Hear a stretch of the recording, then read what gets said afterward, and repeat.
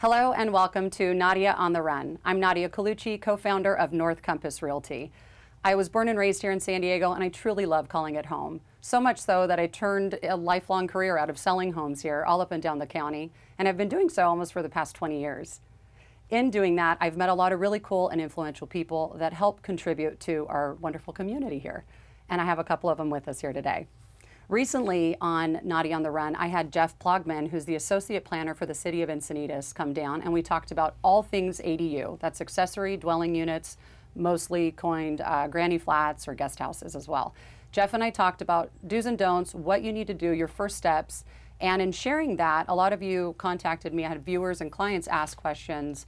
What about financing? What about future value? And I thought, well, let's grab two more local experts and bring them in and have them answer your questions for you. You can always catch our episodes at nadiaontherun.com.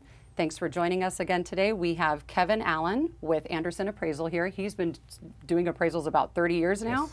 That's great. And we also have Christian Alvarez with Secured Rate, and you've been about the business about 20 years, right? Correct. Awesome. Well, good. Thanks for joining us today, guys. Thanks for having us. Tell me right off the bat, how do you guys feel about ADUs, accessory dwelling units? Thumbs up, thumbs down-ish? Oh, good. Yeah. Well, good. Yeah. I'm happy. Tell me, what do you guys think? You think it's going to have a positive impact on our market? I think overall it's going to, yes. I mean, there's definitely a shortage of housing, particularly affordable housing, right, which is the main reason for the push that most of the cities have been much more welcoming to ADUs. Yes. They used to be much more difficult to get done. Yeah. And so now they're a lot easier. But they're providing utility that's definitely needed in the market. For sure, and they're making it so easy. I mean, the setbacks now are 5 feet on either side. I mean, you can pretty much squeeze one in anywhere, right? Yep. So yep. They've also removed the cost. So there's a PRADU program. It's a permit-ready ADU down at the city of Encinitas. You just walk on in. They have 8 different floor plans for you as well, ranging from about 224 to right under 1,200 square feet. So you can get a 3-bedroom, 2-bedroom, 1-bedroom. I mean, those are great options for you guys. And what I find in most of your answers here today, I'm guessing, will be that it all depends, right? It depends on your unique situation. Maybe first, why are you getting an ADU? Is it for your in-laws? Is it for your son or daughter who graduated college and is coming back? Or do you want to do it strictly for the rental income, right? I mean, those are all going to depend from a financial standpoint and how big you need it, and that's going to affect cost and all of that. So it's all going to depend. But today, we're going to keep it simple and talk about just a couple basic examples. So the number one question is, well, how do I afford this?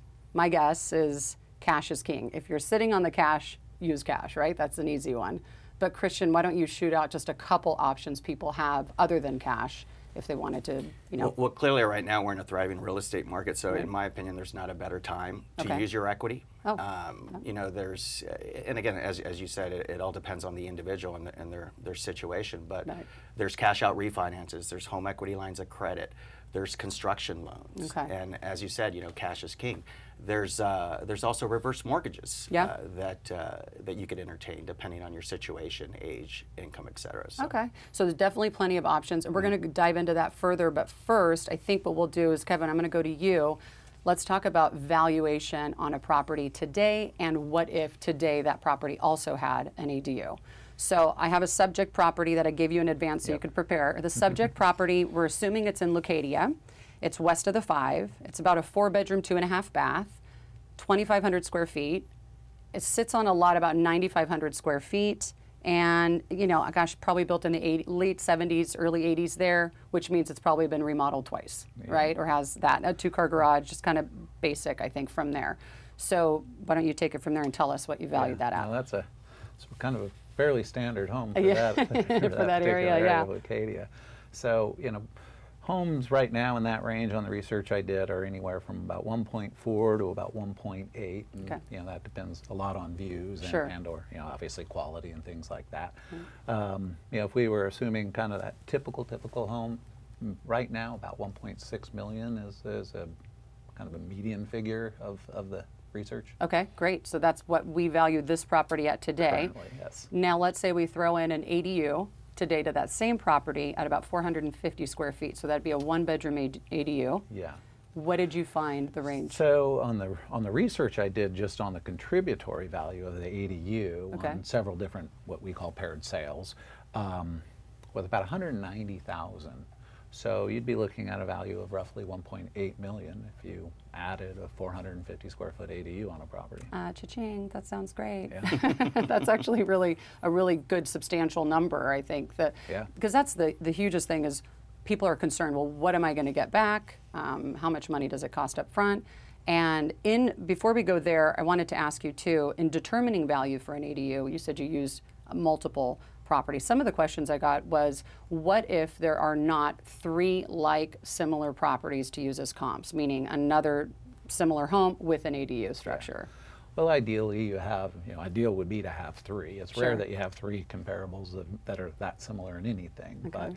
But Encinitas in particular has always allowed ADUs. They had a tighter constraint on floor area ratios and setbacks. So Sure. actually Encinitas has quite a few of them. So they do exist in fairly good abundance. Much more now as well. Yeah. So so usually there are good comps for it. Okay. But there are other methods of determining the value. We can do a discounted cash flow, looking at what the cash flow is and how that contributes to value. We can also do what's called a depreciated cost, so looking at the cost of the unit and what its depreciated value is. So there are other methods of determining value when you don't have the ideal comps. Okay. So plenty of options. Yes. I know ideally the banks like to see you go back within, what, a 3 to 6 month period in that general vicinity? Yeah. So, and if you're looking to isolate a particular attribute like an ADU, you can expand those typical lender guidelines. So you could go back, 12 months, 18 months. Oh, okay. You could also expand out the area if you're, staying in like areas. So you have a little more latitude, particularly to support a particular amenity. Right. So in this case, an ADU. So if you had to go to a competing neighborhood where maybe they're more prevalent than a particular neighborhood, you could. So in the areas where they have the larger lots, they are more common.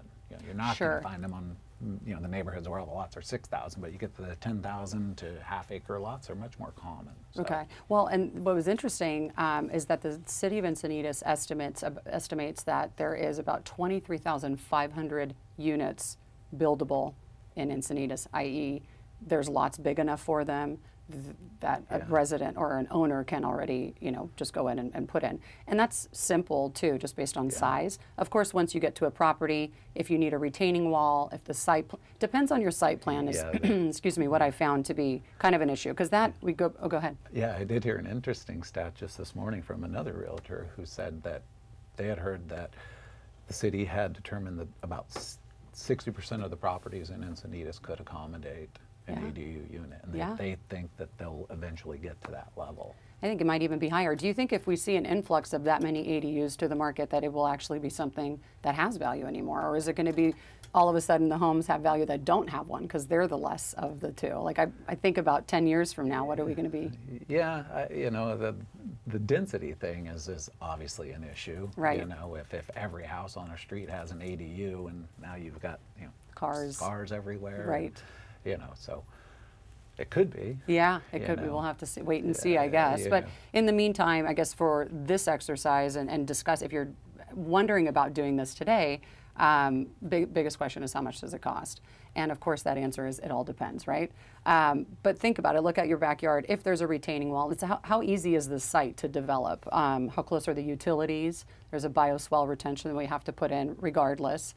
So one contractor may give you a price per square foot to build it, but you make sure it includes everything. So I've been doing some research and talked to quite a few different contractors, and I feel put together a good team of ones I feel comfortable referring, some that I've worked with that at least are professional, have experience, and have a good cost base there. So the average number seems to run at about 150 to 250. I mean, I guess the height can, the max can always be higher because if you want it adorned in marble and gold and all that stuff, sure, it can get a lot pricier. But for, I think, just a good average figure, I heard lower than 150, but upon further research, I realized that didn't include everything. So what Encinitas does is it removes at least the permit process for you and the architect, right? They've designed them. Of course, you can still choose another option, but they gave you 8 different floor plans. You got to find one in there that you're going to have to like at some point. So with that being said, for this example, Christian, I asked you to look at just 200,000. So if someone needs to pull out 200 in equity, like you were saying, we'll go back to the subject house that we talked about in Leucadia. They bought it a few years ago, maybe at 1.2, and now it's valued at 1.6. We ran some numbers to make that comparison. So there's plenty of equity for them to pull out 200,000. Do you mind walking us through kind of what that would look sure. like? So the example that we used, again, you mentioned that they had purchased it a couple years ago at 1.2, so the loan balance would be somewhere in the neighborhood of 790,000. If you were to increase that loan amount by 200,000, which would be sufficient, obviously, to cover the cost of the ADU permits, et cetera, right, you'd be at a 990,000 loan amount. Based on today's current market rate and the fact that it's a cash-out refi, your principal and interest payment for a 30-year fix would be $4,798.03. Okay. We also took into consideration, you know, a value of, which again, this is just a proposal, you know, right, assuming that it's worth around 1.6. Right. We used a property tax rate of 1.058, which brought your monthly property taxes to $1,410.67. And I know that you did the research for the homeowner's insurance, and you looked at expanding the footprint, larger square footage, and we calculated about $112 a month is what it worked out to be. Right. So the total housing expense is right around $6,320.70. Okay, perfect. So we can follow along there. And that is actually about, if I'm not mistaken, is that about $1,000, $1,081 over what it would be currently? Yeah, when you're comparing apples to apples, so if you're comparing to your current situation, obviously your current principal, interest, tax, and insurance, your total housing expense is $5,239. So the difference between the proposed financing and what you currently have is only a difference of $1,080 a month. Okay, so that's actually not that bad, right? Doesn't sound like a bad figure. Now let's add in the fact that you're going to rent this out, assuming you are. But let's go with, for a one bedroom, I think the numbers, I can go to a higher number, but again, to be conservative, let's use $2,000 a month. So that's $24,000 for the year. Correct. But if your increase goes up by $1,000, but then you have revenue of $2,000, your profit is about $1,000. So it ends up being about $919.80, right? So now if you look at $919, that's what your monthly cash flow is. For the year, that's a 5.5% return we calculated on your cost investment, which I think is a really good number to have. And that's only going to increase. Obviously, rents tend to increase. My understanding is there's not any rent control yet in San Diego, and typically rents should go up about 2%. They tend to keep up with inflation. I was just talking to a client of mine yesterday, and he has an ADU unit on his property in Encinitas. It's a one bedroom, one bath. It's a little over 700 square feet.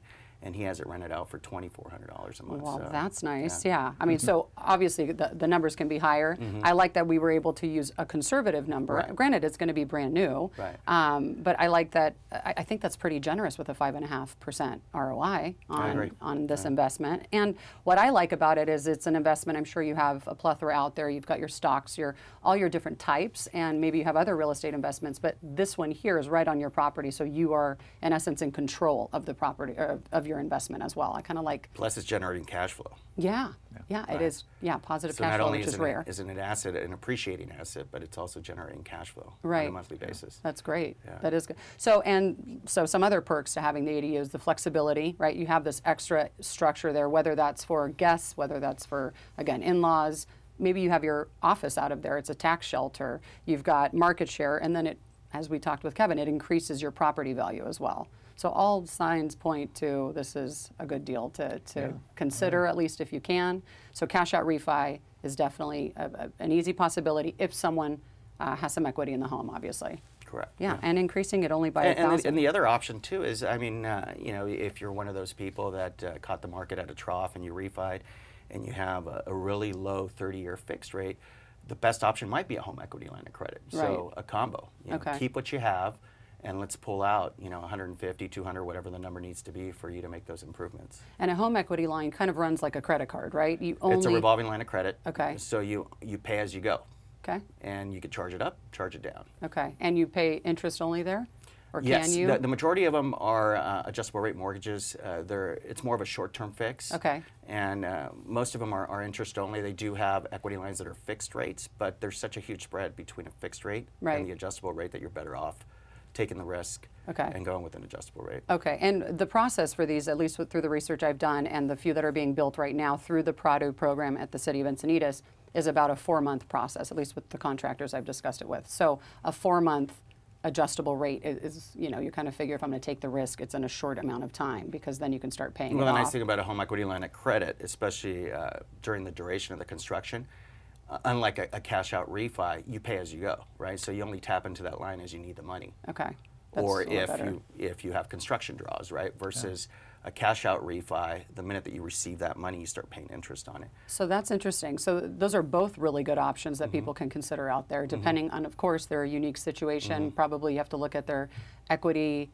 You want to look at their I might tell them, hey, you know, you're better off sticking with what you have. It doesn't make sense for you to, you know, tap into your current equity. Right. We're not necessarily not tapping into your current equity, but readjusting your current loan. Okay. Because you might be going from a real favorable interest rate to a higher rate, and it just might not make sense. Sure. Okay. So it depends. Options, I mean, any of you guys have questions out there, of course, you can get in touch with either Kevin or Christian. Their information has been provided. They're awesome at answering, and we've been chatting about this for a while. I've been getting just so many calls on it that I really wanted to create some kind of a platform where we can answer some basic questions. So if you guys have any more and we didn't cover them today, please don't hesitate to reach out. You can always reach me by email at nadia@callnadia.com. So like I said, we have these contractors available. I feel like this process has gotten really simplified, easy, and they've made it as easy as possible. They really have. They've removed permit fees, architect fees, all of that kind of stuff. And I love the idea of our community, you know, the people in our community at least putting money back into their pocket. So I say thumbs up to you, Encinitas, and all the cities out there that are considering doing this. And I want to thank you both so much for your knowledge and your time today, and coming and sharing all of your expertise with us here today. I also want to give a quick shout out to our sponsors at 5 Star Escrow and First American Title. They make this all possible and allow me to share fun things to do in San Diego. And thank you at home for watching. Again, I'm Nadia Colucci, and remember to stay on the go, San Diego, with Nadia on the Run.